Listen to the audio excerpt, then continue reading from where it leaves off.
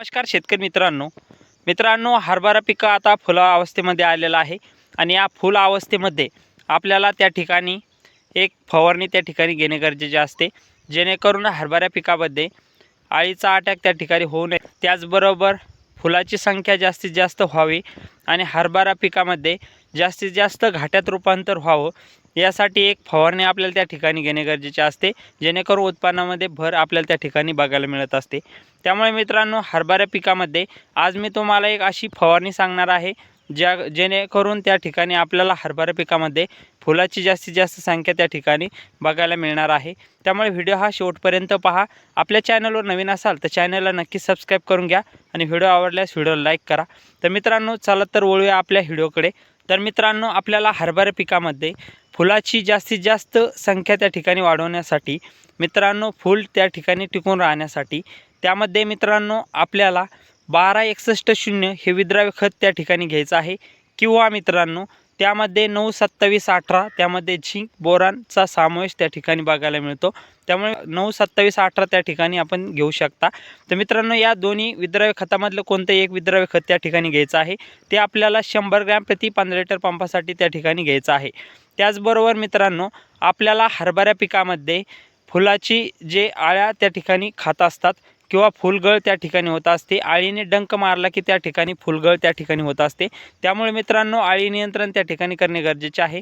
मग आळी नियंत्रण करण्यासाठी त्या ठिकाणी आपण इमामेक्टिन बेंझोएट वापरू शकता 10 ग्रॅम। इमामेक्टिन जर आपण पहिल्या वेळेस जर वापरलं असलं तर त्या ठिकाणी मित्रांनो आपल्याला जे ॲम्प्लिगो आहे तर ते आपण ॲम्प्लिगो घेऊ शकता।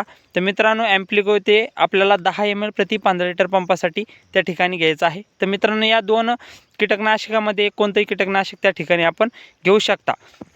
त्याचबरोबर मित्रांनो आपल्याला हरभरा पिकामध्ये ज्या ठिकाणी फुलगळ त्या ठिकाणी होत असते तर ती ढगाळ वातावरण असल्यामुळे किंवा वातावरणामध्ये अचानक चेंजेस आल्यामुळे फुलगळ त्या ठिकाणी होत असते। बुरशीजन्य रोगाचा प्रादुर्भाव त्या ठिकाणी फुलाच्या देठावर झाला तर फुलगळ त्या ठिकाणी होत असते।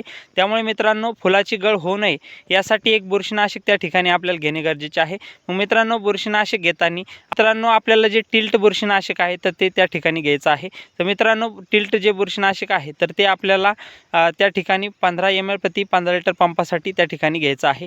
त्याचबरोबर मित्रांनो आपल्याला शक्य झाल्यास त्या ठिकाणी आपण टाटा बहार हे टॉनिक त्या ठिकाणी घेऊ शकता, जेणेकरून जे वातावरणामध्ये चेंजेस येतात तर ते त्या ठिकाणी झाडाला प्रतिकूल राहण्यासाठी किंवा फुलाचं त्यामध्ये जास्तीत जास्त रूपांतर अशा घाट्यामध्ये होण्यासाठी किंवा फुलाची जास्तीत जास्त सेटिंग त्या ठिकाणी होण्यासाठी आपण त्या ठिकाणी टाटा बार घेऊ शकता किंवा इसाबियन टॉनिक त्या ठिकाणी घेऊ शकता। तर हे दोन्हीमधलं कोणतेही टॉनिक जर आपण घेतलं तर ते आपल्याला 40 ml प्रति 15 लिटर पंपासाठी त्या ठिकाणी घ्यायचं आहे।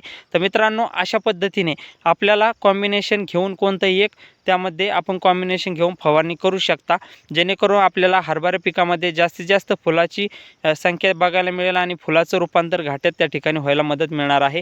तर मित्रांनो अशा पद्धतीने आपण जी दुसरी फवारणी आहे किंवा आपण फुलावस्थेमधली फवारणी म्हणतो तर ती त्या ठिकाणी अशा पद्धतीने घेऊ शकता। तर मित्रांनो अशीच नवनवीन माहितीसाठी आपल्या चॅनलला सबस्क्राइब करून घ्या। व्हिडिओ आवडल्यास आपल्या शेतकरी बांधवांपर्यंत माहिती पोहोचवण्याचा प्रयत्न करा। मित्रांनो धन्यवाद। जय जवान जय किसान।